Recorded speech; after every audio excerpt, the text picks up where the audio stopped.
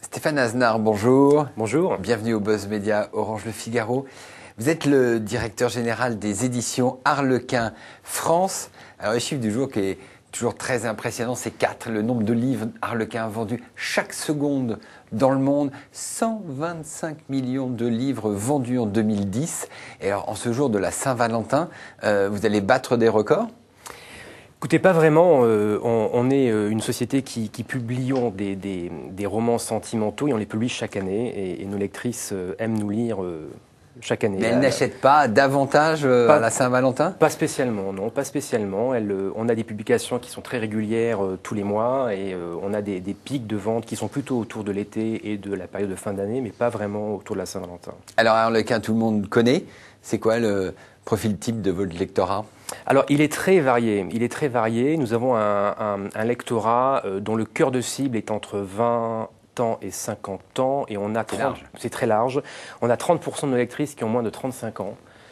Donc, nous sommes très proches, en fait, du lectorat type de la femme qui lit en France, en fait. Alors, ce qu'on sait assez peu, c'est que Harlequin, c'est un groupe canadien. Hein, c'est Torstar Corporation. Et en France, c'est une joint venture entre Torstar et Hachette Livre. Tout à fait. Qui profite de tout ça. Hachette, France, c'est un marché spécifique. C'est pas tout à fait la même chose qu'aux États-Unis, qu'au Canada ? Alors, on est très proche quand même en termes de tendance éditoriale de ce qui se fait aux États-Unis et au Canada. La spécificité du marché français, c'est peut-être sa puissance. Nous sommes un des plus gros marchés pour Harlequin hors États-Unis. L'autre spécificité tient peut-être à la puissance de notre distribution, puisque nous sommes très massivement distribués en hypermarché et en supermarché. Et nous, grâce donc on va dire, au territoire très très bien implanté par les grands distributeurs, on profite un petit peu de ce maillage de distribution. En revanche, là, on voit quelques-uns de vos livres. Il n'y a pas beaucoup d'auteurs français. Il n'y a pas d'auteur français. Pourquoi ? Harlequin, son modèle de business, en fait, publie en fait des romans qui sont écrits par des auteurs anglo-saxons.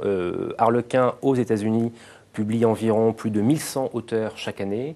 Nous en publions 700 chaque année. Donc notre travail va être de faire le tri et de prendre vraiment la crème de la crème de ce qui se publie aux États-Unis.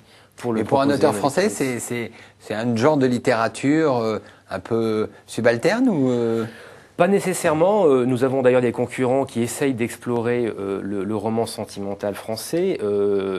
Nous serions un petit peu idiots d'aller créer quelque chose alors que nous avons à disposition, on va dire, des auteurs anglo-saxons qui savent très très bien écrire ce type de romans et qui sont devenus même des stars du genre aux États-Unis. Alors Harlequin, image un petit peu ringarde. Ce qu'on sait moins, c'est que vous faites un carton sur le numérique, surtout sur les e-books, les iPads. En France, 400 titres sont disponibles. Vous en vendez beaucoup ? On en a vendu en 2010 plus de 70 000, donc ça reste relativement marginal par rapport aux 9 millions de livres que nous avons vendus en papier. Et le papier a de très beaux jours devant lui, indéniablement. Il reste que c'est une activité qui est en croissance exponentielle et nous vendons actuellement entre 10 et 15 000 e-books par mois. Et alors, aux États-Unis, c'est plus de 10% du chiffre d'affaires, le numérique ? Tout à fait, c'est déjà plus de 10% du chiffre d'affaires. C'est déjà plus de 10%. Et donc, c'est un petit peu l'avantage que nous avons en France, c'est d'avoir donc l'œil sur les États-Unis, où nous voyons ce marché progresser à très grande vitesse, avec des expériences qui sont vraiment intéressantes et que nous ne manquerons pas d'adapter en France. Alors, pour rajeunir votre lectorat, vous avez sorti une nouvelle collection qui s'appelle Dark Kiss, celui-ci, avec des rendez-vous sur Facebook. Maintenant, vous faites une page fan 2.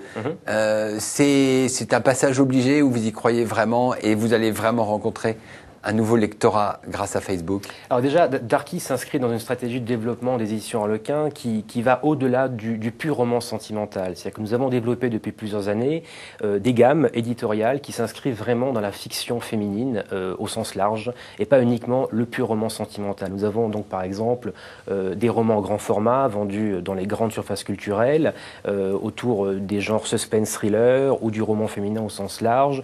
Nous avons également de la chick lit, ce sont de des romans de littérature qui mettent en scène des célibatantes accros du shopping à New York.